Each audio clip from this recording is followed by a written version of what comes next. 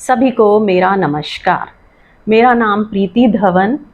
आइए मेरे साथ हम सब मिलकर गीता जी का पाठ करते हैं। हम लोग फर्स्ट चैप्टर पर हैं जिसका नाम है विषाद योग। इसमें अर्जुन के विषाद का वर्णन है कि कैसे वो जब दोनों सेनाओं में देखता है कि कौरवों की सेना में भी मेरे लोग हैं, पांडवों की सेना में भी मेरे ही लोग हैं, हारेंगे तब भी मेरे ही मरेंगे, जीतेंगे तब भी मेरे ही मरेंगे, तो वो शोक से भर जाता है। और ये शोक जो है ना, ये मोह का शोक है। ऐसा नहीं है कि उसको हिंसा करने में कोई प्रॉब्लम हो रही है। अगर दूसरे लोग मरें तो वो मार देगा मज़े से, उसको हिंसा से प्रॉब्लम नहीं है, उसको मेरे मरेंगे इससे प्रॉब्लम है। तो वो कोई अहिंसक नहीं हो गया है। इसलिए कृष्ण उसको गीता संदेश देते हैं। अगर महावीर या बुद्ध होते तो कृष्ण को कुछ कहना भी ना पड़ता, वो अपने आप रथ से उतरते और चले जाते। तो आइए विषाद योग। सबसे पहले 3 बार ओम की ध्वनि और शांति मंत्र। ॐ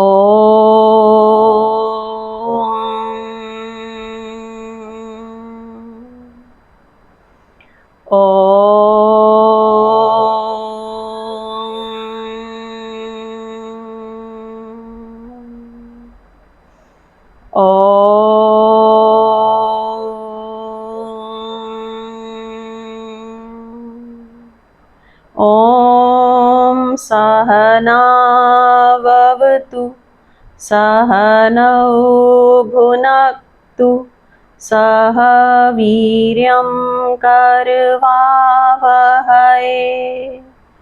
तेजस्विनावधीतमस्तु मा विद्विषावहै। ओम शांति शांति शांति। हाथों में घर्षण। आई हुई ऊष्मा को प्रभु का तेज मानते हुए अपने मुखमंडल और सारे शरीर पर धारण करेंगे। चैप्टर 1 भगवद गीता विषाद योग, श्लोक 30, 31, 32 का एक्सप्लेनेशन लेंगे। अर्जुन बड़ी सशर्त बात कह रहा है, बहुत कंडीशनल, शर्त से बंधा उसका वक्तव्य है। सुख के भ्रम से वह मुक्त नहीं हुआ है, लेकिन वो कह रहा है कि अपनों को मार कर जो सुख मिलेगा, ऐसे सुख का क्या प्रयोजन। अपनों को मार कर जो राज्य मिलेगा, ऐसे राज्य से क्या प्रयोजन। अगर अपनों को बिना मारे राज्य मिल जाए और अपनों को बिना मारे सुख मिल जाए तो अर्जुन लेने को तैयार है। ये है उसकी चित्त दशा। सुख मिल सकता है, इसमें उसे कोई संदेह नहीं है। कल्याण हो सकता है, इसमें उसे कोई संदेह नहीं है। अपनों को मारने में संदेह है। इस मनोदशा को समझ लेना उपयोगी है। हम सब भी ऐसे ही शर्तों में सोचते हैं। सारा जीवन ही यदि पर खड़ा है। यदि ऐसा हो तो सुख मिल सकेगा, यदि ऐसा ना हो तो सुख नहीं मिल सकेगा, यदि ऐसा हो तो कल्याण हो सकेगा, यदि ऐसा ना हो तो कल्याण नहीं हो सकेगा। लेकिन एक बात निश्चित है कि सुख मिल सकता है, शर्त पूरी होनी चाहिए। और मज़े की बात यही है कि जिसकी शर्त है उसे सुख कभी नहीं मिल सकता। जो सोचता है कि इस जगत में सुख मिल सकता है, कुछ शर्तें भरपूरी हो जाएं, वो केवल नए नए दुख खोजता चला जाता है। असल में हर दुख को खोजना हो तो सुख बनाकर ही खोजना पड़ता है। दुख के खोजने की तरकीब ही यही है कि उसे सुख मानकर खोजना पड़ता है। जब तक सोचते हैं तब तक सुख मालूम पड़ता है, जब मिल जाता है तब दुख मालूम पड़ता है। लेकिन फिर मिल जाने के बाद कोई उपाय नहीं है। अर्जुन अगर कहे कि सुख संभव कहाँ है, संसार में कल्याण संभव कहाँ है, राज्य में प्रयोजन कहाँ है, अगर वो ऐसा कहे तो उसका प्रश्न बेशर्त है, अनकंडीशनल है, तब उत्तर बिल्कुल और होता। लेकिन वो ये कह रहा है कि अपनों को मारकर सुख कैसे मिलेगा। सुख तो मिल सकता है, अपने ना मारे जाएं तो सुख लेने को वो तैयार है। कल्याण तो हो सकता है, राज्य में प्रयोजन भी हो सकता है, लेकिन अपने ना मारे जाएं तो ही राज्य में प्रयोजन हो सकता है। राज्य व्यर्थ है, सुख व्यर्थ है। महावीर या बुद्ध को जैसा ख्याल हुआ, अर्जुन को वैसा ख्याल नहीं है। अर्जुन के सारे वक्तव्य उसकी विरोधी मनोदशा की सूचना देते हैं। वो जिस चीज को कह रहा है बेकार है, उस चीज को बेकार जान नहीं रहा है। वो जिस चीज को कह रहा है क्या प्रयोजन, क्या फायदा, वो पूरे वक्त मन में जान रहा है कि फायदा है, प्रयोजन है, सिर्फ उसकी शर्त पूरी होनी चाहिए। उसका यदि अगर पूरा हो जाए, इफ अगर पूरी हो जाए तो सुख मिलेगा, इसमें उसे कोई भी संदेह नहीं है। और जो आदमी ऐसा कहता है उसे सुख, राज्य, धन, यश, उसका मोह नहीं टूट गया है, उनकी आकांक्षा नहीं टूट गई है, उनकी अभीप्सा नहीं टूट गई है। पीछे वह बहुत तैयार है, सब मिल जाए, लेकिन उसके यदि भी पूरे होने चाहिए। इसीलिए कृष्ण को निरंतर पूरे समय उसके साथ श्रम करना पड़ रहा है।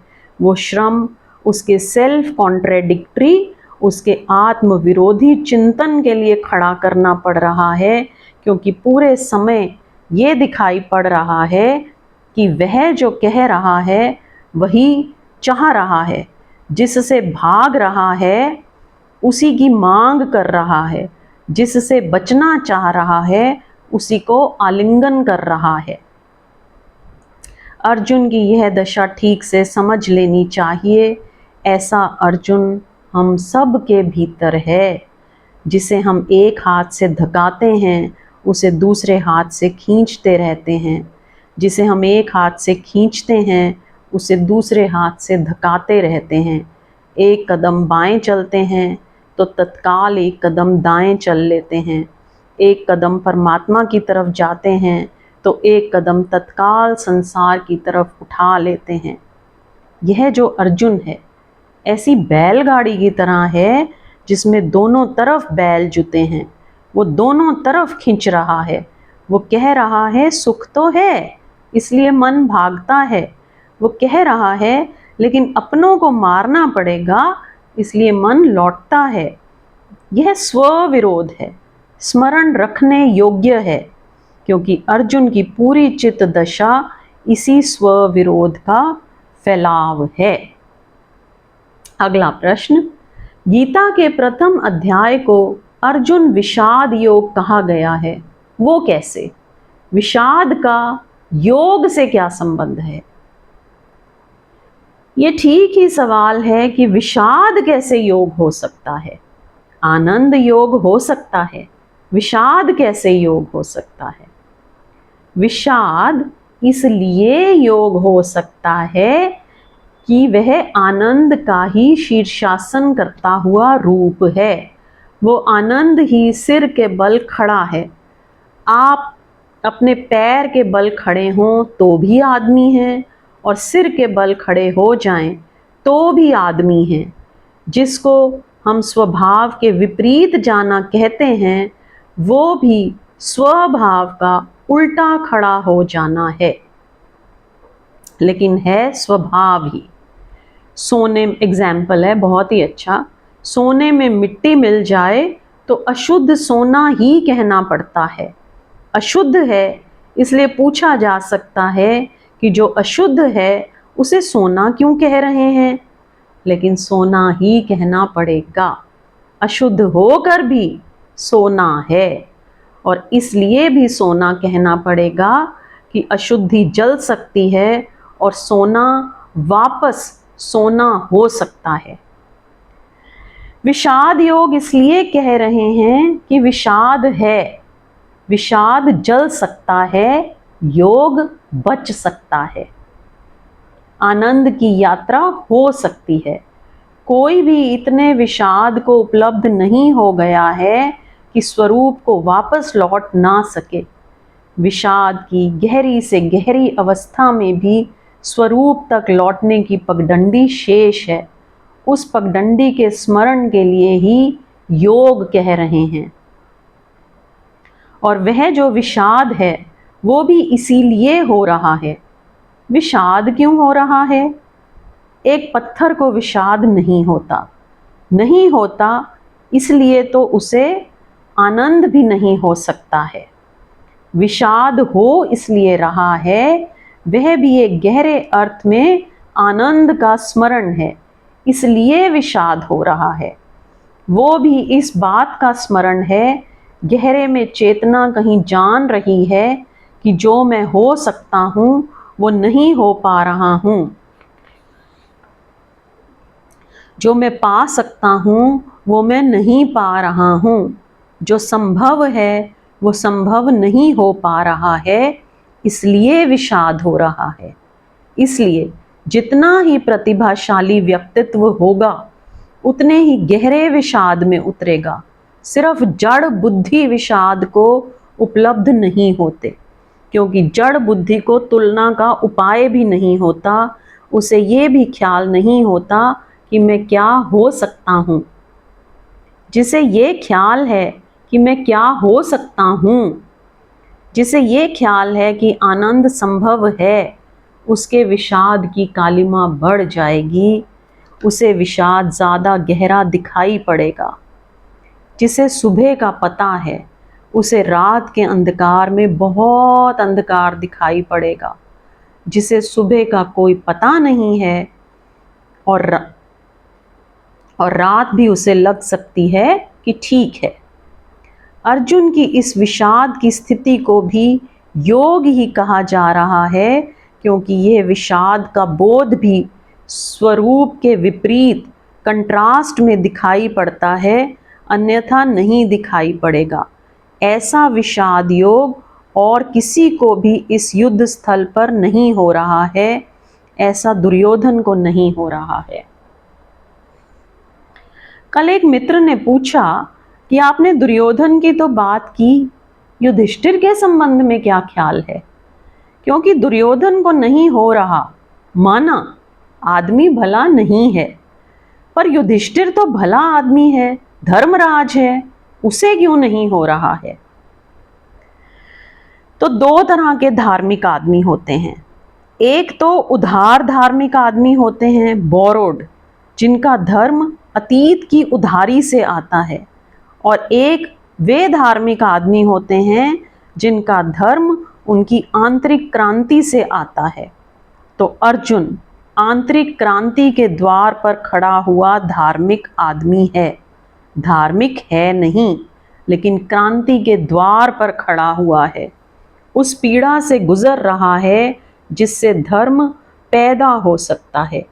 युधिष्ठिर तृप्त है, अतीत से जो धर्म मिला है उससे राजी है, इसलिए धार्मिक भी हो सकते हैं, जुआ भी खेल सकते हैं, तब भी कोई संदेह मन में पैदा नहीं होता। धार्मिक भी हो सकते हैं, राज्य के लिए युद्ध पर भी जा सकते हैं, तब भी कोई संदेह मन में पैदा नहीं होता। धार्मिक भी है और तथाकथित धर्म के आसपास सब अधर्म पूरी तरह चलता है, कोई पीड़ा उससे नहीं होती।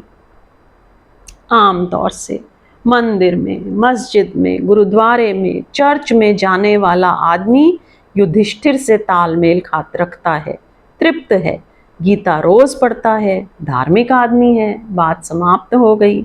गीता कंठस्थ है, पक्का धार्मिक आदमी है, बात समाप्त हो गई। सब उसे मालूम है, जो मालूम करने योग्य है, बात समाप्त हो गई। युधिष्ठिर इन अर्थों में धर्मराज है। अतीत से जो धर्म मिला है उसकी धरोहर है। तथाकथित धार्मिक आदमी हिप्पोक्रेट होता है, पखंडी होता है। उसके दो चेहरे होते हैं। एक उसका धार्मिक चेहरा होता है जो वो दिखाने के लिए रखता है ना। जब गुरुद्वारों में, मंदिरों में जाते हैं तो धार्मिक चेहरा होता है। एक उसका असली चेहरा होता है जो वो काम चलाने के लिए रखता है। फिर वही आदमी दुकान पर आता है तो गलत तोलता है, कम तोलता है, और इन दोनों के बीच कभी कॉन्फ्लिक्ट पैदा नहीं होती। यही हिपोक्रेसी का सूत्र है, राज है। इनके बीच कभी द्वंद्व पैदा नहीं होता। कभी उसे ऐसा नहीं लगता कि मैं दो हूँ। वो बड़ा लिक्विड होता है, बड़ा तरल होता है। वो इधर से उधर बड़ी आसानी से हो जाता है, उसे कोई अड़चन नहीं आती।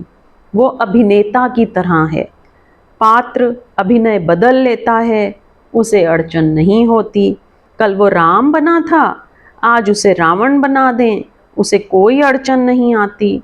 वो रावण की वेशभूषा पहनकर खड़ा हो जाता है, रावण की भाषा बोलने लगता है। इसलिए युधिष्ठिर को पीड़ा नहीं आती। युधिष्ठिर बिल्कुल राजी है। अब ये बड़े मज़े की बात है।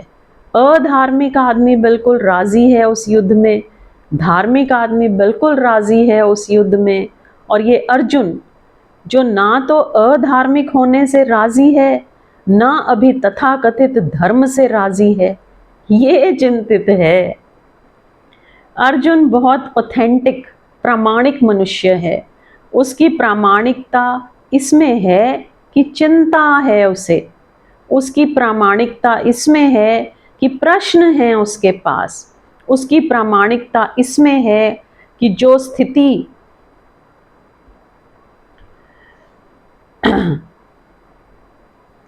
स्थिति है उसमें वो राजी नहीं हो पा रहा है। यही उसकी बेचैनी है, यही उसकी पीड़ा, उसका विकास बनती है। विषाद योग इसलिए ही कहा गया है कि अर्जुन विषाद को उपलब्ध हुआ। धन्य हैं वे जो विषाद को उपलब्ध हो जाएं, क्योंकि जो विषाद को उपलब्ध होंगे उन्हें मार्ग खोजना पड़ेगा। मेरे साथ भी यही हुआ था। मैंने एक लेक्चर में और बताया था कि मैं डिप्रेशन की मरीज़ थी। तो धन्य हैं वे जिन्हें जो विषाद को उपलब्ध होंगे। देखो, कुछ तो लोग अपने विषाद में ही घूमते चले जाते हैं व्हर्लपूल की तरह, और कुछ बाहर निकल आते हैं। तो धन्य हैं वे जो बाहर निकल आते हैं, क्योंकि वे विषाद को उपलब्ध होंगे और उन्हें मार्ग खोजना पड़ता है। अभागे हैं वे जिनको विषाद भी नहीं मिला, उनको आनंद तो कभी मिलेगा ही नहीं। विषाद भी योग है। योग तो आनंद ही है, लेकिन विषाद भी योग है, क्योंकि विषाद आनंद के जन्मने की प्रक्रिया है। इसलिए विषाद योग कहा है। आई होप समझ में आया होगा। नेक्स्ट, अर्जुन का विषाद कैसा है? अर्जुन का विषाद अगर विषाद में ही विषाद में ही तृप्त हो जाए और बंद हो जाए तो अधार्मिक है। क्लोज्ड हो जाए तो अधार्मिक है। और अगर विषाद यात्रा बन जाए, गंगोत्री बने और विषाद से गंगा निकले और आनंद के सागर तक पहुंच जाए तो धार्मिक है। विषाद अपने में ना तो अधार्मिक है ना धार्मिक है। अगर विषाद बंद करता है व्यक्तित्व को तो आत्मघाती हो जाएगा, और अगर विषाद व्यक्तित्व को भाव देता है तो आत्म परिवर्तनकारी हो जाएगा। कई लोग विषाद में घूमते रहते हैं ना और फिर सुसाइड कर लेते हैं, आत्मघाती हो गया। और कई लोग बाहर निकल आते हैं, जैसे अर्जुन बाहर निकल आया तो अर्जुन कृष्ण बन गया। बुद्ध उस जगह आ जाते हैं जहां या तो आत्महत्या करें या आत्म रूपांतरण करें। महावीर उस जगह आ जाते हैं या तो आत्महत्या करें या आत्म रूपांतरण करें। अर्जुन भी उस जगह खड़ा है जहां या तो वो मिट जाए, मर जाए, अपने को समाप्त कर ले, और या अपने को बदले और नए तलों पर चेतना को ले जाए। अर्जुन का विषाद बहुत धार्मिक है, उसमें गति है। अगर वो चाहे तो कृष्ण जैसे कीमती आदमी को पास पाकर कह सकता है कि गुरु, तुम जो कहते हो ठीक है, हम लड़ते हैं। नहीं कहता, कृष्ण से जूझता है। कृष्ण, अब ये देखो, ये कितनी इंटरेस्टिंग बात है। कहते हैं कृष्ण से जूझने की हिम्मत साधारण नहीं है। कृष्ण जैसे व्यक्ति के पास हाँ करने का मन होता है। कृष्ण जैसे व्यक्तित्व को ना कहने में पीड़ा होती है। कृष्ण जैसे व्यक्तित्व से प्रश्न उठाने में भी दुख होता है। लेकिन अर्जुन है कि पूछे चला जाता है, पूछे चला जाता है।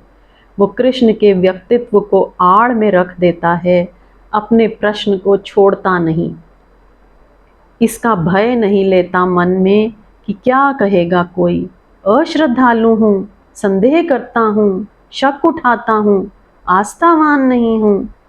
कृष्ण जैसा व्यक्ति मिला हो, मान लो गुरु और स्वीकार कर लो, तब आस्तिकता उधार हो जाती है। लेकिन नहीं, वो प्रामाणिक आस्तिकता की खोज में है।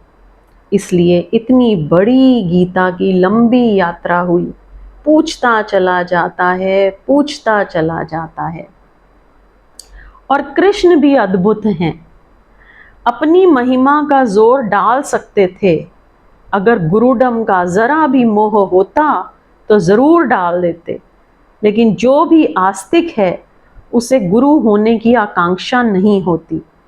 परमात्मा ही है तो और व्यक्ति को गुरु होने की कोई ज़रूरत नहीं रह जाती।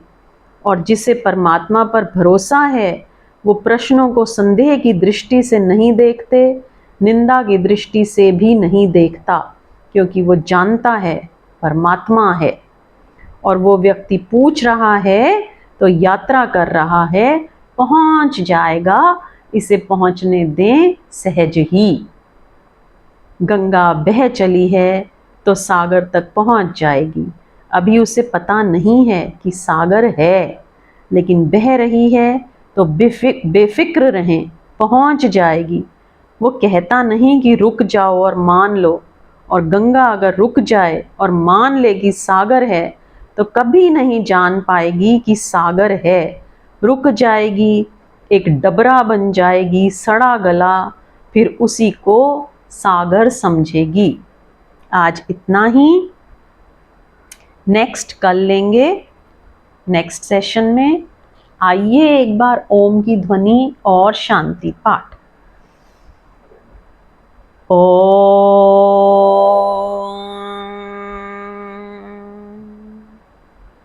ओम सहनावतु सहनौ भुनक्तु सह वीर्यं करवावहै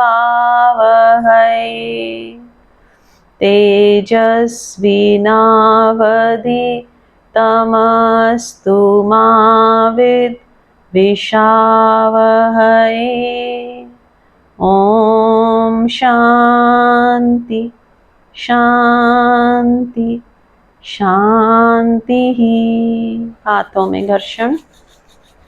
आई हुई ऊष्मा को प्रभु का तेज मानते हुए अपने मुखमंडल और सारे शरीर पर धारण करेंगे। यहीं से आज का सेशन संपन्न। नेक्स्ट सेशन का निमंत्रण। सबका धन्यवाद, सबको नमस्कार। जय श्री कृष्णा।